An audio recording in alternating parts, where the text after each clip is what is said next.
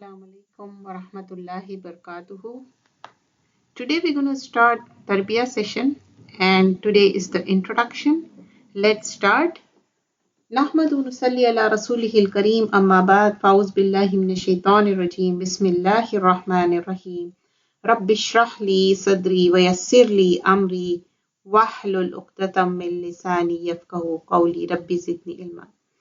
Tarbiyah is an important concept and refers to much more than formal education.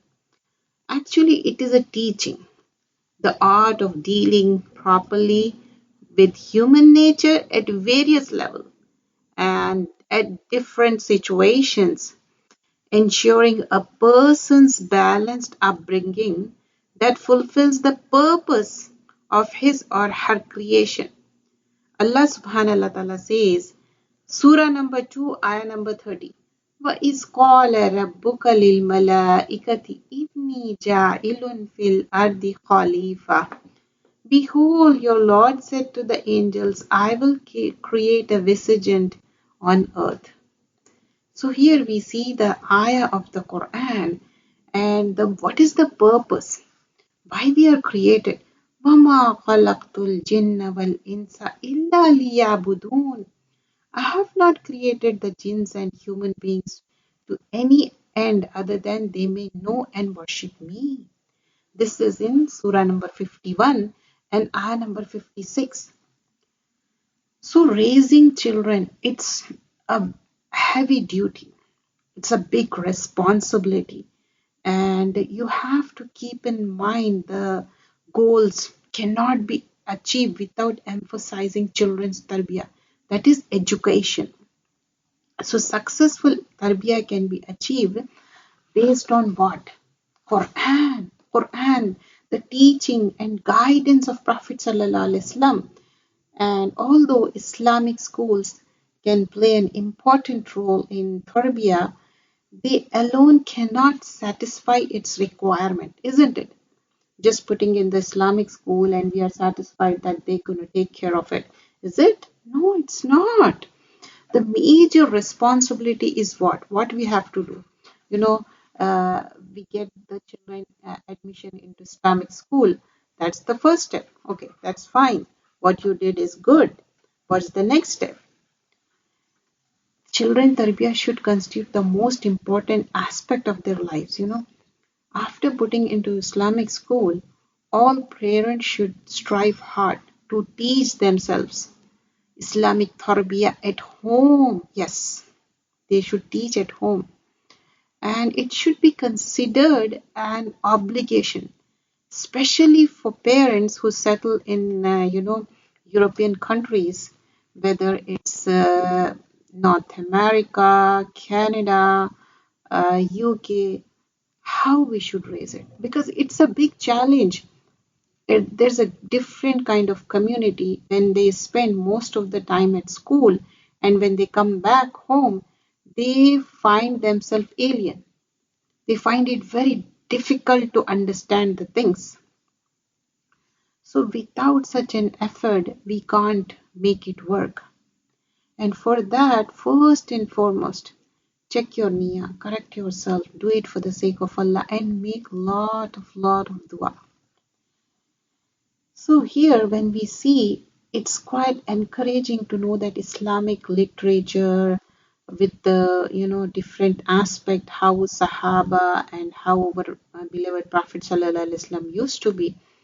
That way we can teach them in a better manner.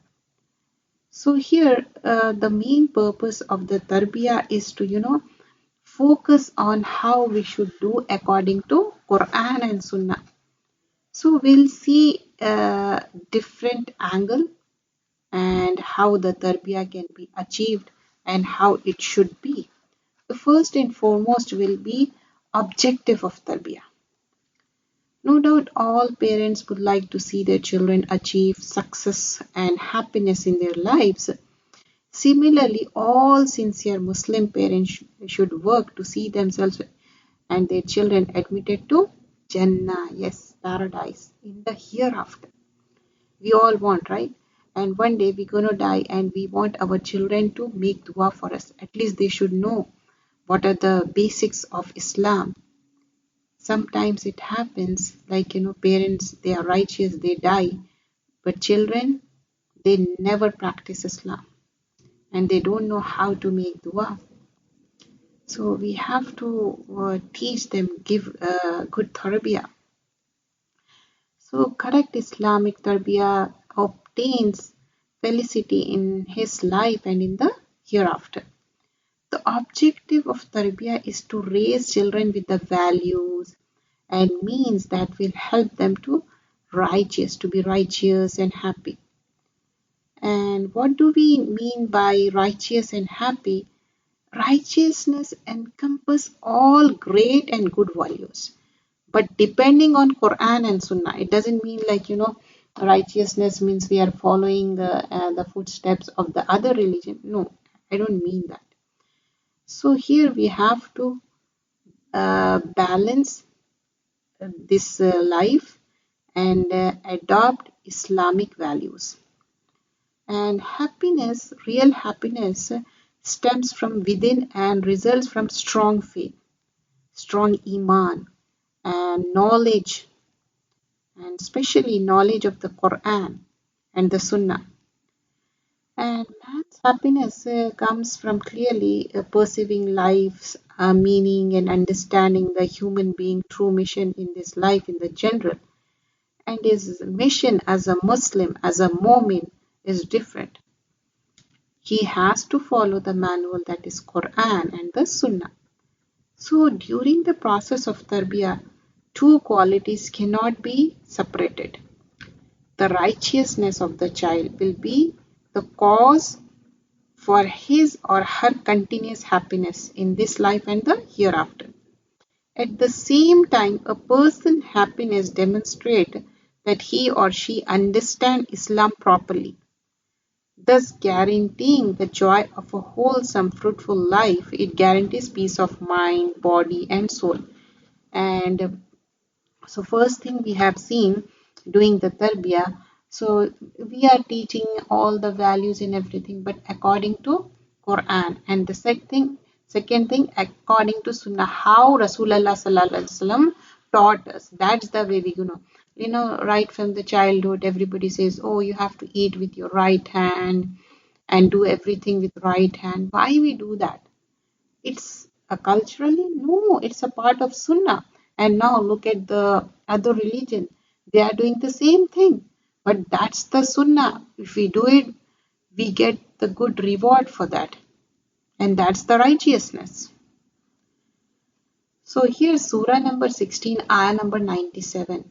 Man amila salihan min zakarin aw unsa wa huwa mu'minun falanuhyiyannahu hayatun tayyibatun wa najziyannahum ajrahum bi ahsani ma kanu ya'malun. This is in Surah number 16, ayah number 97. Whoever works righteously, righteousness, whether is a zakaru or unsa, man or a woman, male or a female, zakaru or unsa, and has faith, wahuwa mu'minun, that is a prerequisite. You have to be mu'min. To him we will give a life that is good and pure.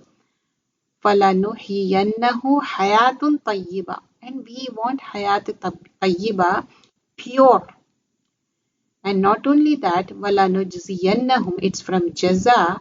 What is that? أَجْرَهُم بِأَحْسَنِ مَا كَانُوا يَعْمَلُونَ. We will bestow on such their reward according to the best of their action. Ahsan is best of the best. And كَانُوا يَعْمَلُونَ is from amal. So have you noticed, like, without the action, without the efforts, you can't get Jannah, just doing the hasara, and you are having this thoughts and you are making the mind. It's not going to help you unless you implement it. That is ya'malun. You do the amal. And that too be ahsan. Best of the best. So what is the ahsan? According to Quran and Sunnah, don't think what you think is ahsan. Like, some righteous person said, if you do this, you will attend Jannah. You should ask them where it is. Is it in the Quran or it is in the Sunnah? If it is in Quran and Sunnah, just you can implement it. But if it is not, then a mu'min is ulul albab. He or she should use the intellect. Just don't trust because he or she said trust only on Allah, that is the book of the Quran, and then the Sunnah, what our beloved Prophet ﷺ taught us. So here righteousness, happiness, how it can be achieved, the challenges facing require qualities, and we have to achieve that. First of all, strengthen in belief. Even when challenged, they do not change their mind just to fit in the people.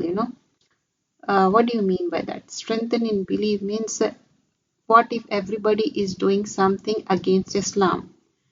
And children, they are thinking, oh, I have to follow the same thing because if I don't, I will be odd man out.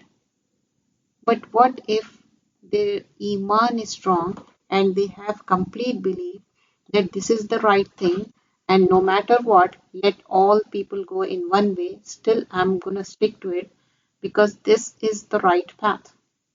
So he or she has the strengthened belief. How it can be achieved? If you follow our role model, Prophet Sallallahu Alaihi Wasallam, and as a parent, whether you are a mother or a father, you are doing ittibai sunnah, and that's how our children follow us. What if you are saying verbally, but actually you are not implementing it? Does they follow you? No, they don't. Words doesn't matter, your action matters. What you are doing, the amal. If you are not doing the amal, if you are not implementing it, that won't lead to strengthen the belief. So in strengthen the belief and iman, after Allah and Rasul Sallallahu Alaihi Wasallam, parents play a major role in the home. A good mother can bring a major change in the society, in the family, in the community. So we have to be a righteous parent, whether mother or a father. We have to fulfill our role. Pride in being a Muslim. What does it mean by that? Like, they do not hide the characteristic and do not hide as a Muslim. Sometimes they change their name just to fit in the people. Instead of calling the real Muslim name, they completely change it just to know, like, if by your name, nobody knows that you're a Muslim. You understand what I mean? And sometimes even the way they dress up, even the way they talk, they imitate other people just to please them. But they don't feel proud being a Muslim. So we have to first strengthen the belief. Then the second step, when we are talking about pride in being a Muslim, first we have to be pride in being a Muslim. As a parent, I'm talking about as a parent or as an aunt, as a, whatever the role you have given. Even as a daughter, all the youngsters, when you're young, you think, oh, after a while I'm going to follow Islam, but right now I can't. No, it's not so. Pride in being a Muslim, especially when I'm talking about parents, they hide their identity. They don't show their real name. They change it to the nickname. And why they change it, Allah knows their niyyah. I'm not doubting anyone. I'm not criticizing anyone. I'm no one to do that. Just I'm saying the things which we could understand and implement it. What is that? Why we are hiding our identity? Just to please the people? No, we shouldn't. Are we scared of the community? Are we scared of the people around us? Because people think we Muslims are not good. We are good. Believe me, in their heart, they love Muslims because in their inner heart, they know The real Muslim is a good person. He never lies. He is a faithful person. He's a kind person. He's a righteous person. So being a Muslim, feel pride. Not only parents, our children. Sometimes what happens, children, they are righteous and they say we are Muslim and so name. They wear hijab and they carry abaya and they have beard and they feel proud of being Muslim. But as a parent, we keep on stopping them. We create a lot of hurdles in their life. Why is it so? Why don't we respect that? Why don't we support that? We say, oh, we have to do the moderation. You are doing extreme. It's not so. Everybody has their identity. Why not us? You think if you hide it, nobody knows? They do. Whether you wear hijab or not, whether you keep the beard or not, still they know you are a Muslim. They treat you in a different manner. But if you acknowledge it, if you implement it, they respect you. Especially at the job, when they know she or he is a Muslim, they know, oh, this is the time for their prayer. And they respect and they give you time. When you go to work and you say, oh, on Friday, so and so time, I'm going to go out for the prayer. They give you time. Even in the school, they do so. And believe me, they respect it because of your religion and because of your righteousness. So be firm.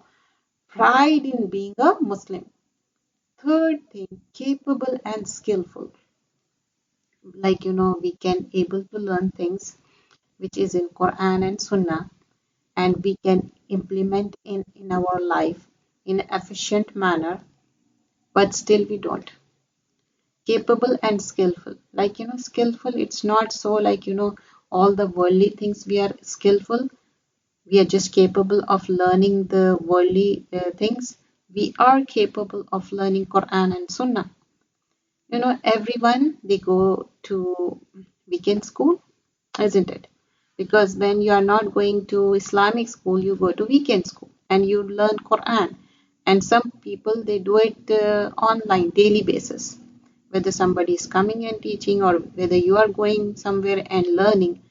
But it's a slow process and it's a continuity from the time you were born, till the time you die.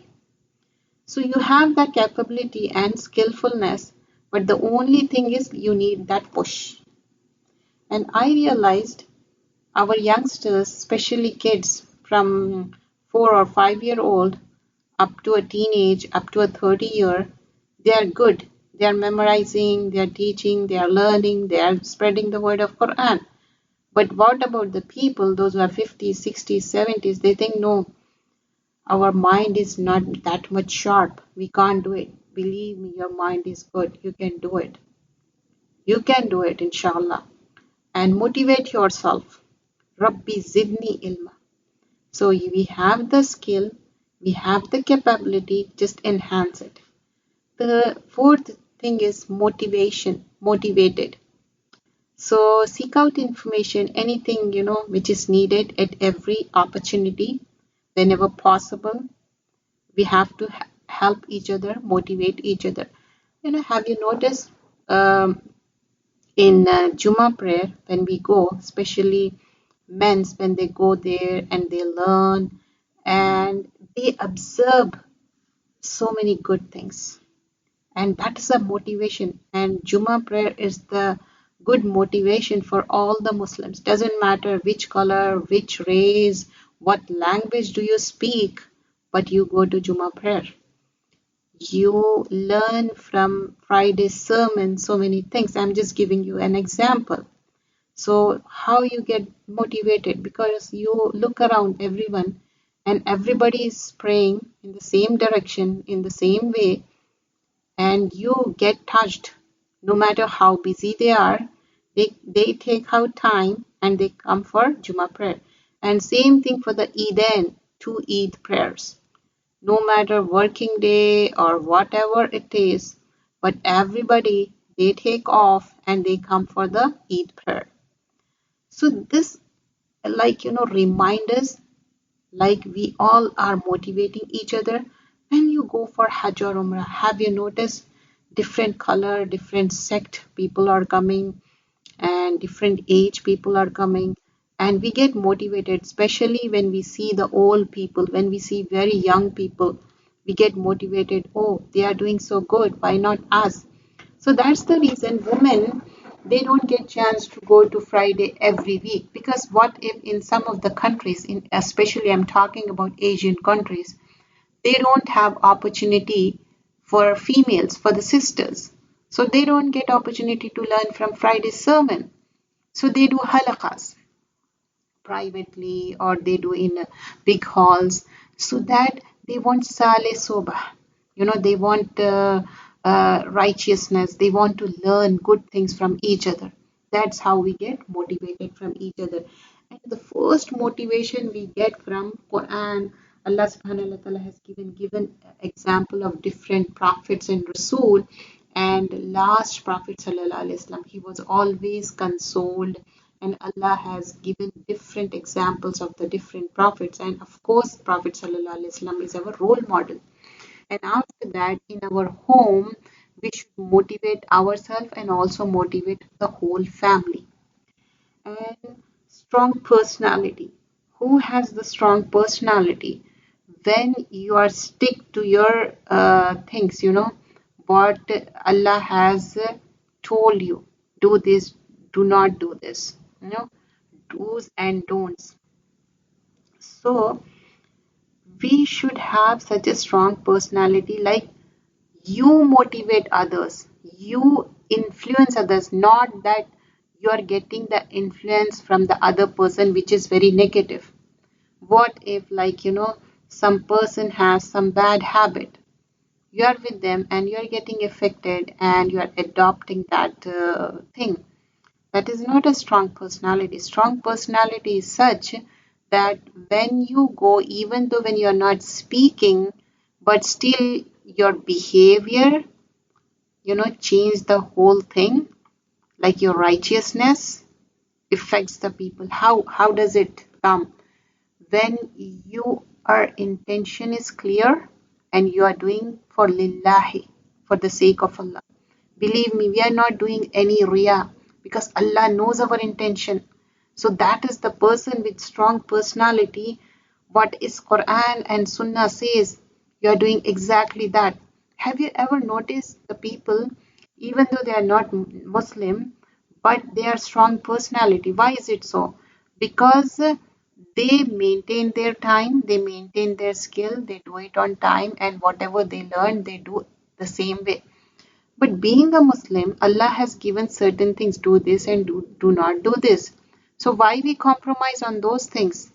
If we don't, and we have that strong personality in the personal opinion, and you try to convey the message in a manner that is presentable, how our Prophet taught us, and you should have that quality of presenting yourself in a manner how we learn from Quran and Sunnah.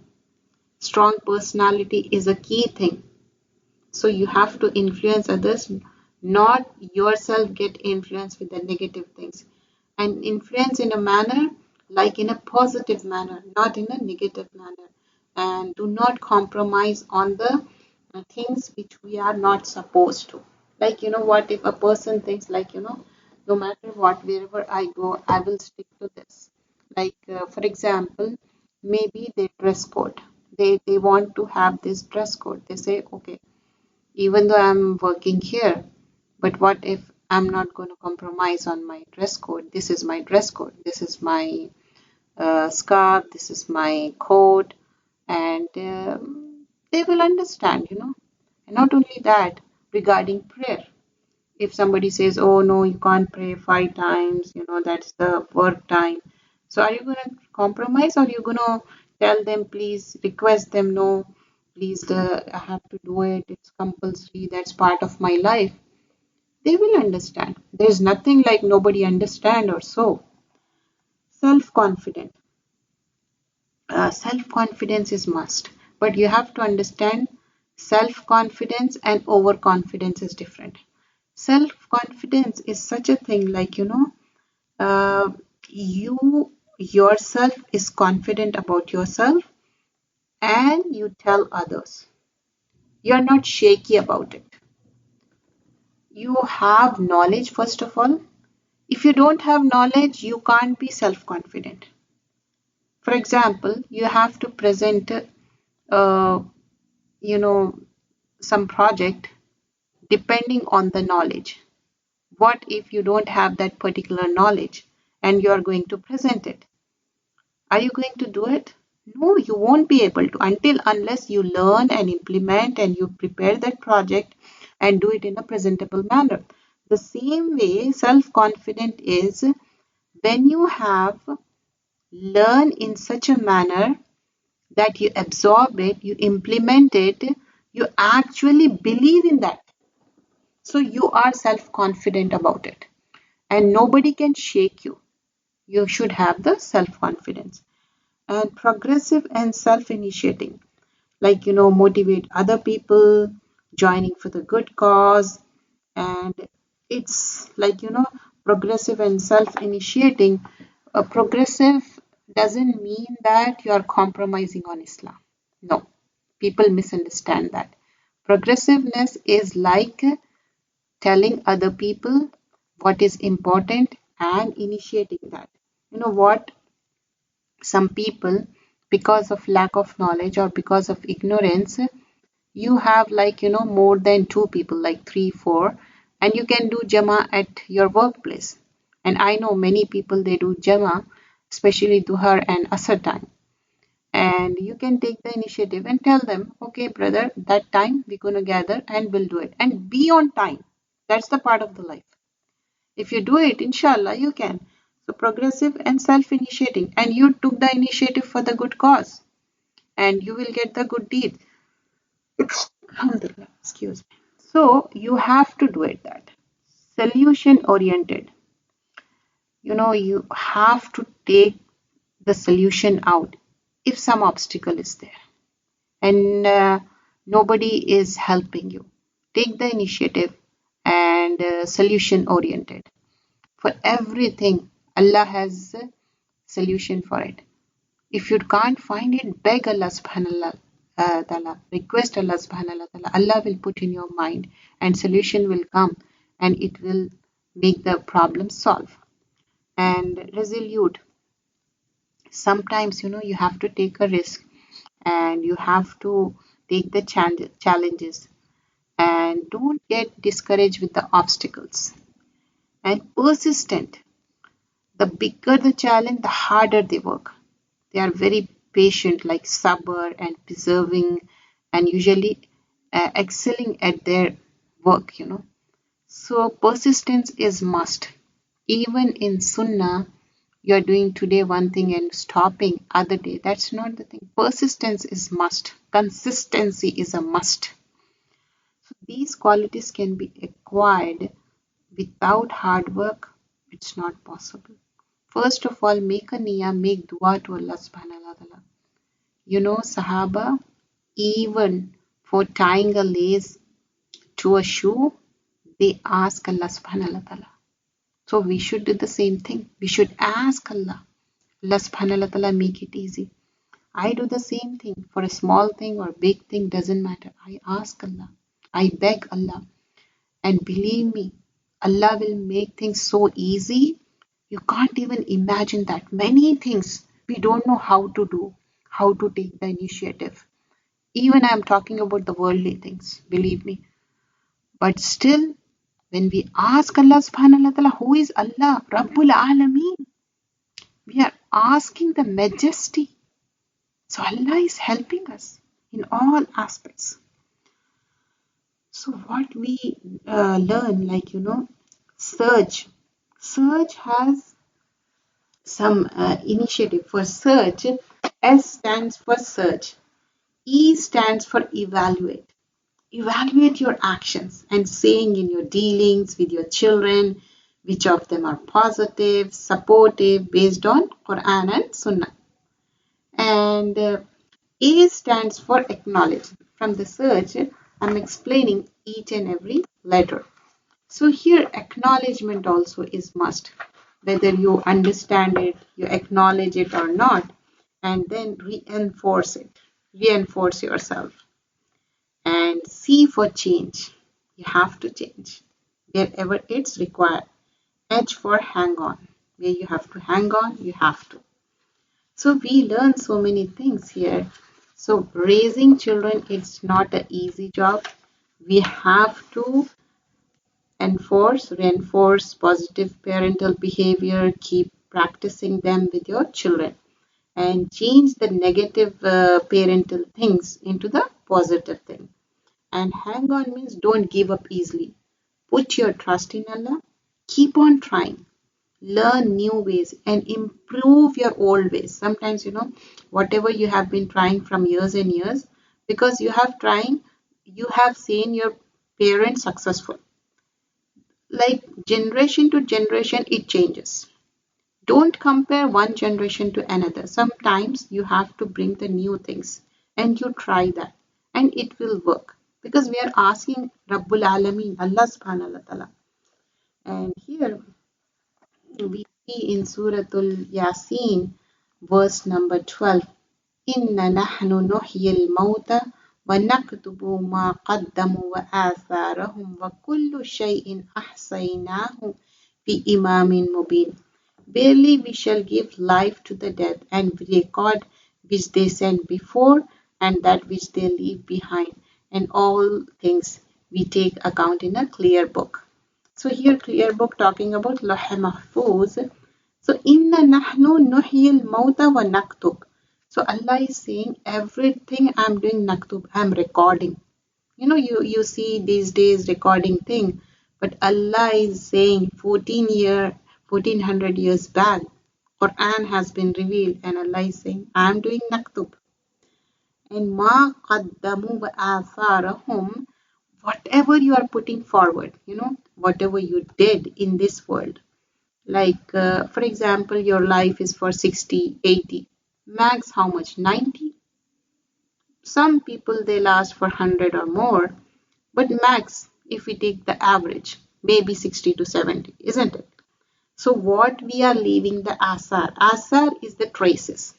Whatever the things you are doing good, that will be remaining. And whatever the bad you are doing, that also remains.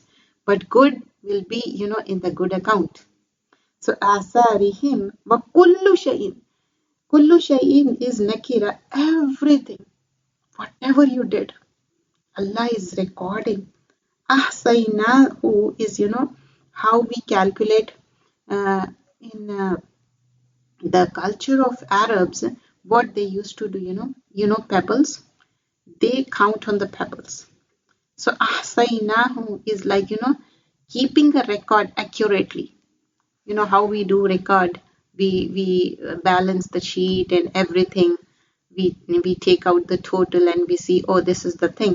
Exactly how we calculate it. That's the thing. Ahsaynahu. Allah is calculating fi imamin mubin, taken account in a clear book. As I mentioned before, this clear book is Lawh Mahfuz, and Allah is recording each and everything. So, whatever the good you're doing, you're happy. What about the bad? That also is getting recorded. And what asar we are leaving. This is a very motivating ayah for us. If you are doing good, you are leaving behind good asar. If you're not, then you have to be careful. You have to have the fear of Allah. So here, what they leave behind, asarihim, indicates their offsprings and how they were brought up. As such, parents will be greatly rewarded for the effort they make in raising their children in the right way. So work hard, it is worth the effort through the above, whatever the things we learned till now. But here, for additional help, their major source of negative parental behavior. What are the negative parental behavior? Lack of experience. And when it happens, yes, I know everybody must be thinking, yes, for the first child, because nobody knows. And that is your first experience, and it happens. This usually happens with the first child in the family. Both parents have never been through this experience before and don't know what to do. They may have learned some theory, but it's not enough. They need practical experience. Usually asking other parents helps, but one has to be careful not to ask any parent. Even though you ask so many questions, but when you go through, you have to solve the problem, isn't it? So always try to find someone with a positive and successive experience. If you are asking somebody also, this is the thing you have to keep in mind. Positive and successful experience. So lack of experience, that will lead to negative parental behavior. And second thing is using inherited methods for tarbiyah. So when we were young, we learned habits and ways of doing things through our parents. These ways may have been suitable for our times and environment, but they are not necessarily suitable for our children. What about our children? As I mentioned, there is difference, generation to generation. So here others like for time and environment, but they not necessarily suitable for our children and their environment. As parents, we can't use the inherited ways and apply them to our children without ensuring that they fit. You understand what I mean? Inherited methods. Whatever I learn from my parents, and whatever my parents learn from their parents, and whatever their parents learn from their parents, and we are implementing for the new generation, and we are thinking that's going to work. And that is how we are inherited. Is this going to work? No, things changed. Everything is changed. Accordingly, you have to handle the situation. You should use your mind. And every child is different. Don't even compare with each other also. That is the mistake we do. Inshallah, in further uh, upcoming classes, we're going to discuss that. So first is lack of experience. Second is using inherited methods for tarbiyah. That is also incorrect. Blind imitation of others. What do you mean by blind imitation? Some parents follow others without checking the validity of their tarbiyah techniques. This is a blind imitation, and usually it's not healthy. Somebody did it and they are successful, and you are following the exact same way. All the five fingers are not same. All the children are not same. You can't compare one child to another, and that's not right. So children are different, and what agrees with one child in a certain place may not agree with another in a different place. As a parent, we always have to try to find what is the best way to deal with our children. That is how we should do. So don't blindly imitate somebody, okay? That is also incorrect. Fulfilling unfulfilled desire through children. Some parents who couldn't achieve their goals during their youth tend to push their children into achieving them.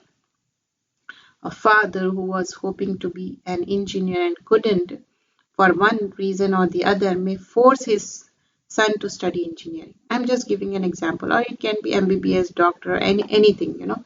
A mother who always wanted to be a medical doctor, so on and so forth, couldn't achieve it, and she's pushing her daughter to study the medicine. If it is not the daughter's desire, this is a major source of negative parental behavior. So, however, if parents can convince their children that a particular field of study is good for them, that is all right. You're telling and you're counseling your own children. And what is the problem? We don't counsel our children. We never talk to them. Okay, beta, what you want to study, what you think is good. We give our verdict. You should give. Definitely you give your verdict, but ask them also what's their inner thought, what they are thinking. Encourage them and take their opinion also. We are not respecting them in that manner, and they feel very bad about it, and they feel as if we are belittling, we are not giving importance in their life because it's their life. So it is very wrong to push or force children to choose certain areas of study just because the parents like them. Parents should not view their children as extension of themselves.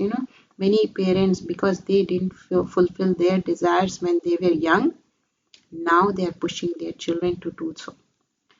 And they are complete human beings, like who have their own personalities and ambitions, but we are forcing other way around.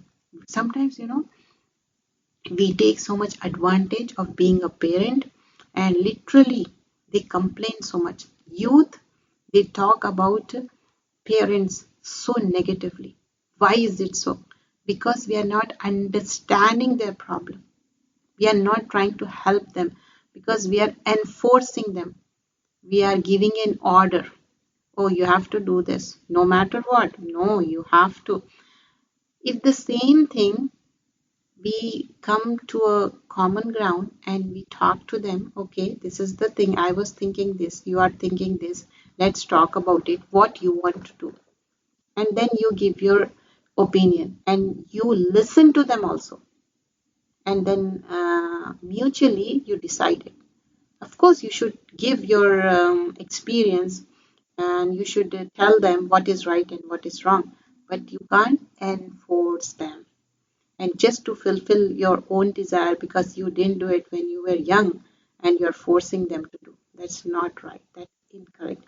But when you are doing tarbiyah, like what, if you didn't learn Quran that way and Sunnah, but now you're trying to give them a good tarbiyah, like they can memorize it, they have good huffaz and good teachers. In that manner is a positive thing because this life also will be successful because of that and the hereafter. For Islamic, for Quran and Sunnah, you can force. How? You want your children to go to hellfire? No, right? If you go in the kitchen, if they burn by mistake, especially girls, when they started learning cooking, not only girls, I should say girls and boys equally, they after a certain age, they learn cooking. And when they burn their hands or sometimes even the steam, we feel so bad for them. What about the fire of the hell? You want them to burn there? Astaghfirullah, no, right? So for Quran and Sunnah, we have to tell them what is the, dalil. Yes, it is there in Hadith. At the age of 7, you have to tell them. And at the age of 10, you have to force them. So that's the thing. Don't compare this with that. Many parents, they say, oh, I'm not forcing my children to, do salah or to learn Quran. You have to. You want your children to go to hellfire? Because now previously we have seen the ayah from Surah Yasin. You are leaving the asar behind. You want your children not to practice Islam? If they don't practice now, they will never practice it. So what you are leaving behind? Asar. Bad asar you are leaving? Bad footsteps you are leaving? No. Okay. And day-to-day pressures and lack of skills. No doubt Muslim families living in overseas and day-to-day pressure, especially in their early years of settling in these places, they have pressure often cause homesickness, especially among women. And, they have so many pressures around, it can be anything.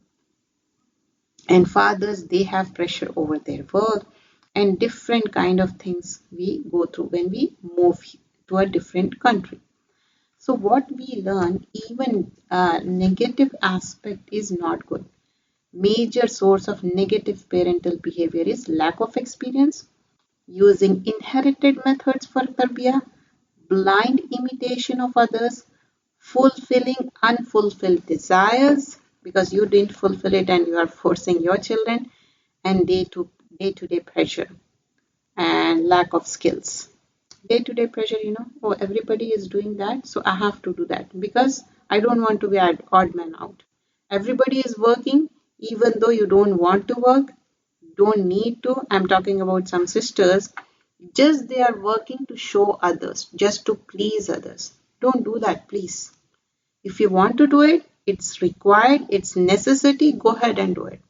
I'm not against, like, saying anything. But what if they want to do it? It's like requirement of their life. Like one is working and it's not enough for you, then other spouse has to do so. But what if one has enough and you can spend more time on tarbiyah, rather you're just going to work just to show off, just to show riya. And many sisters, they do such odd jobs which is not according to Quran and Sunnah, which is not appreciated, and just to show off. Don't do that, please. If you want to work, just do part time, especially for sisters, because you have to give your time to your children. If you don't give time today, but in the old age, they won't give time to you. What comes around goes around. That's how it is, especially in the overseas countries. So boosting your child is so much important to you. So listen to them, understand to them. And inshallah, in the next class, we'll continue other things. So whatever we learned, we try to focus mostly on Quran and Sunnah. And we are trying to improve the tarbiyah and bring a good change in our children. It's not only our children, children of the family, children of the community, and ourselves also. We are children, we are daughter to someone. What about our parents? What about our in-laws or grandparents?